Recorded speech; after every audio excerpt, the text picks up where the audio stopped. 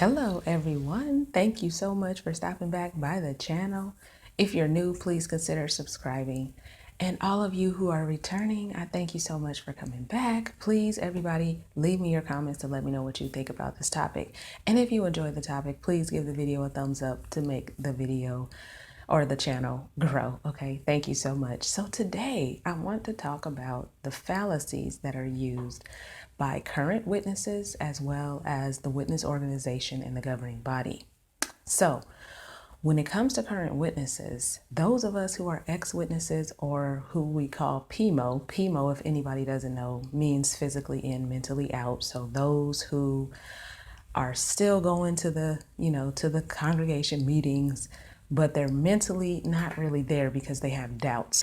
So when any of us who are ex-witnesses or PMO talk to our current witness family and friends, trying to bring up certain issues, within the organization, they use a lot of fallacies. I'm sure when I was a witness, I used to use them as well, because our arguments would not be very sound because we didn't have the truth, But let me go ahead and read the definition of fallacies for those who may not be exactly, sure of what it means. Are common errors in reasoning that will undermine the logic of an argument. They can be illegitimate or irrelevant points and are often identified because they lack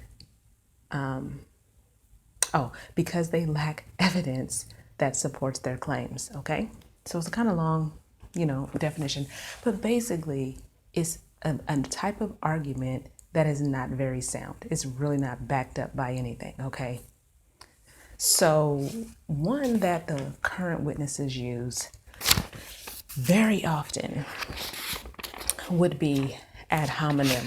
Ad hominem is an attack on a person's character or personal attributes in order to discredit their argument. So how many of you have been talking to a current witness and they've called you an apostate or tried to compare what you're bringing up to them, something about like Satan, doing things that Satan did? How many times has that happened? Or how many times have they called into question your motives? That's ad hominem. That's a fallacy. That is not a very sound way of trying to get to the heart of the point that someone is trying to make, because they're not addressing your point. When they do that, they're just turning it all around on you, right? So I had an example. One time I was talking to my mom and she had me on speaker. And my dad is an elder, okay? So he heard what I was saying. Obviously, I didn't even know I was on speaker. I would have told her to take me off speaker because my mom is a little bit more, apt to listen to certain things. But anyway, so my dad heard me in the background. And so then he starts jumping in the conversation, talking about, what is your point? Where are you going with this? Why are you bringing this up? And I was talking about the child abuse stuff. I don't know if I said that. So I'm like, what do you mean? What is my point? I'm just bringing this up to see if you guys have heard about this, about what's going on. He starts asking me, he starts saying to me, you used to love the truth. What happened to you? Which sounds like an insult, right? But I'm like, I do love the truth. That's why I'm bringing up the truth to you right now, But it's just crazy how they do that. They start calling you names. They start picking apart what your motives are, like you're trying to put doubts in their head or, take them away from the truth, or they start comparing you to Satan. Like I said, it's just really crazy because they cannot refute what you're talking about. First of all, they don't even have information a lot of times about the information that we're talking about because they don't do outside research. So they don't even know half the time what we're talking about. So they couldn't, they wouldn't have anything to give as a rebuttal anyway. So I thought that was pretty interesting. But another one that witnesses use is the straw man fallacy. Okay, this is what that one is. It says someone distorts an opponent's claim so that it is easier to refute, or tries to refute a point someone made by giving a rebuttal to a point they did not make. One time I was talking to one of my brothers who's also an elder, and I was also talking to him about this whole child abuse thing. Okay, I told him that some of the way the lawsuits are going reminds me of what was going on with the whole Catholic Church scandal, the cover-ups and all of that, right? Instead of him addressing my point, he used this straw man argument by trying to give a rebuttal to a point that I didn't make. So what he started talking about is the justice system and how the justice system, do you really think the justice system is going to give Jehovah's people a fair trial and be honest? You really think that this system backed up by Satan is going to treat Jehovah's people fairly? And I was like, okay, I mean, I knew what to expect, so it didn't really throw me off too much. I tried to get him back on board with what I was talking about, or get him back on track, but he completely railroaded the thing and started talking about something totally different, and it was like, that's how a lot of times we don't get anywhere with them, because they do those type of things. So it's just something to be aware of. I just had a couple for current witnesses. The next one I want to focus on is the organization. So they do it in their articles, of course, in these little dramas that they show, and in their talks. So I had found a little review that the John Cedars channel did of the Always Rejoice, the 2020 convention, Always Rejoice, right? And I couldn't find the video by itself. So I'm going to link his video review that he did, of it, and tell you in the description where to fast forward to so you can see it. But it's basically a governing body helper to the writing committee of the governing body named Leonard Myers. It was on the Friday symposium. Okay. And this particular talk that he was given was called What Contributes to Joy? A Simple Life. Okay. Now, the fallacy that was used, the main one that was used, and it was just at the beginning of the talk, I didn't listen to the whole thing.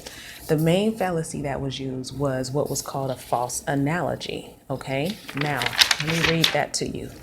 A false analogy is when two things that are unalike are being compared based on a trivial similarity in order to prove a point. So this one they do a lot of in general, but this is just one example of it that I found. Okay, so they use this false analogy, and they also somewhat use what is called circular reasoning. So circular reasoning is when you state something kind of like as a fact, but you really don't give any proof for why it is a fact. And it's kind of like a formula, like A equals B, then B equals A, so you're just kind of going around in a circle, but you're not really giving all the proof to all the points that you're making. Okay, so he kind of used both of those, but let me just read this little short part from the talk. Okay, so he says, true joy is well founded with roots reaching deep in God's word. Just as a tree anchors itself in the earth's nourishing soil, so true joy is anchored in the sayings of Jehovah. Those sayings promise us joy that will last forever. But isn't it also true that Satan's world promises to give us joy? Yet any measure of joy derived from things in Satan's world, such as pursuing wealth, wrongdoing, extreme views of work or friendship in the world, is a false joy that is short-lived. Think back to the tree. Can a tree survive if its roots has been poisoned with chemicals? Of course not. Well, how long will we experience joy if we seek it in this poisoned world of Satan's? Not long at all. Okay. So they are very clever with what they do with this stuff. Okay, you guys. So first thing I'm gonna say, they also did something which is not a fallacy, but it's like another little, trick in speech sometimes. Which is called a bait and switch. Okay, so what they did, first he said, true joy is well founded with roots reaching deep in God's word.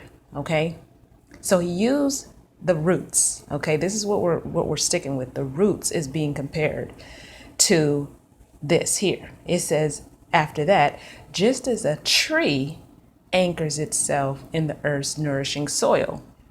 So he's using this term, the roots, for joy being anchored in God's word, now comparing it to the roots of a tree anchoring itself in the soil. That doesn't compare at all, but he's trying to compare it by using the word roots. But where he did this bait and switch that I was talking about is right here when he repeats what he's trying to hammer in, right? He says, so true joy is anchored in the sayings of Jehovah. See, first he said true joy has its roots in God's word. Then he said true joy is anchored in the sayings of Jehovah. That may not be a big deal if you're not paying attention. Of course, the Jehovah's Witnesses, it's all one and the same thing. But really, as ex-witnesses, we know that there's a big difference between God's word and the sayings of Jehovah. Okay, because the sayings of Jehovah are specific to the Jehovah's Witness organization. So now they're trying to compare these roots to this joy. Okay, so now they say these sayings of joy, they're going to be something that will last forever, and they promise to give us joy and all of this stuff. But now this is when they start using this analogy and expanding it, because they say, isn't it also true that Satan's world promises to give us joy? And then he talks about how any joy derived in Satan's world is going to be, it uses some extreme things that you can have joy in Satan's world, because it says pursuing wealth, wrongdoing, and extreme views of work and friendship. Like that's the only things that you can do if you're not a Jehovah's Witness. You got to be all extreme with all of this stuff. But, that's another point. But he says that this joy would be short-lived. But now this is the part. He goes back to the tree now, okay? Can a tree survive if its roots are poisoned with chemicals? Okay, everybody knows the answer to that, because everybody can see a tree and how this whole root system in the earth works. We all know that it would not live or survive if its roots were poisoned. So then he says, well, of course not. But then he says, well, how long will we experience joy if we seek it in this poisonous world of Satan's? Man, that is a loaded phrase. That whole paragraph right there is so loaded, because it's like, okay, first you're comparing this joy to the roots of the tree.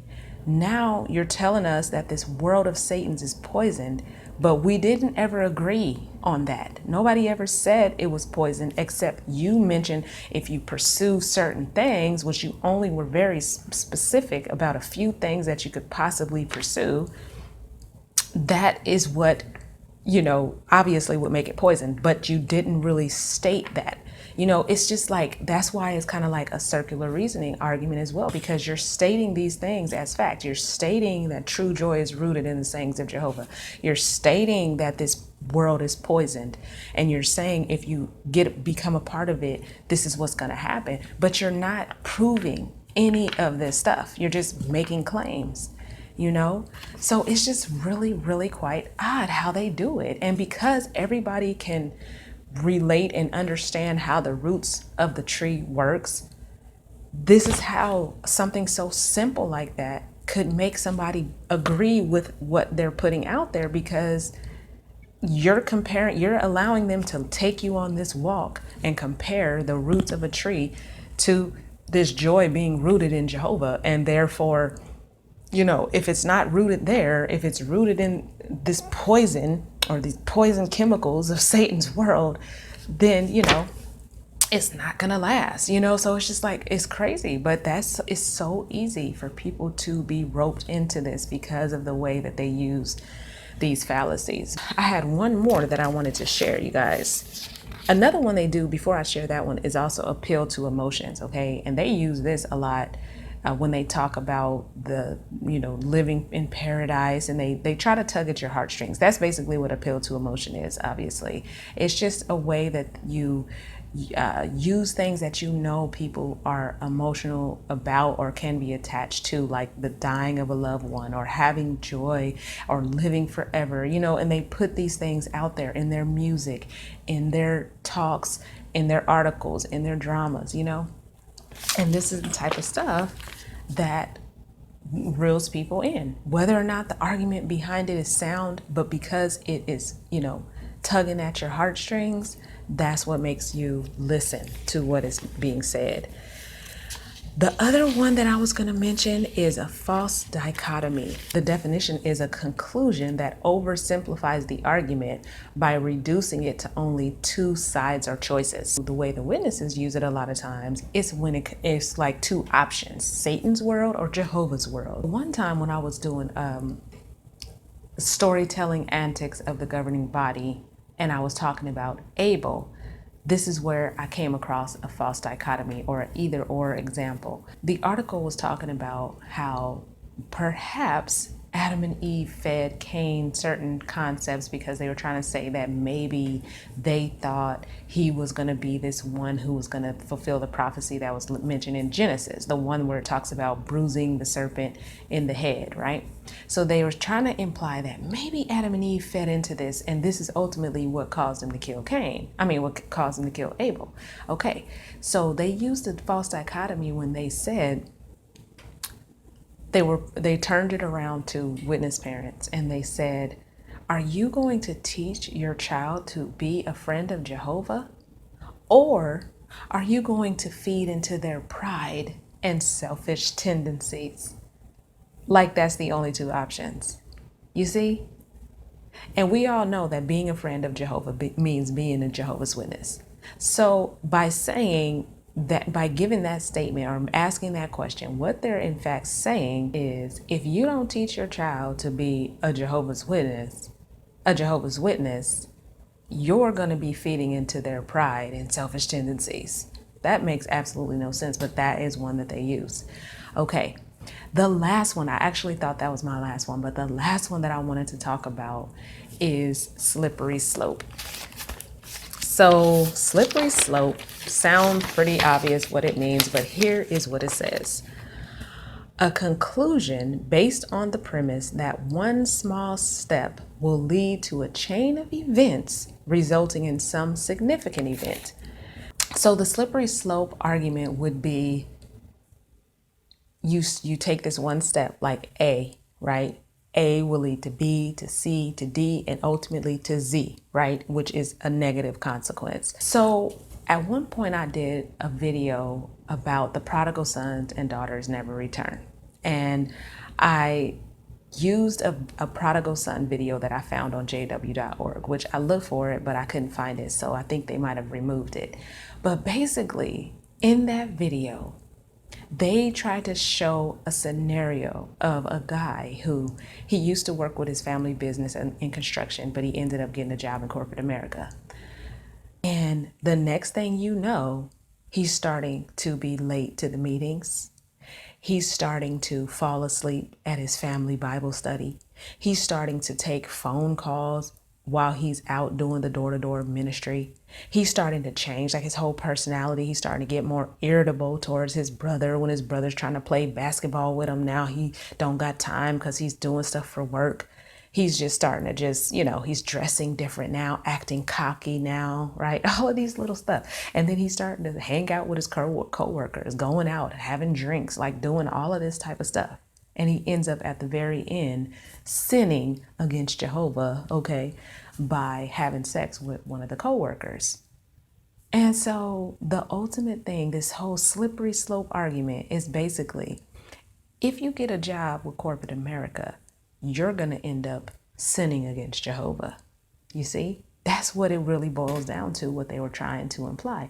But that sounds really, really stupid.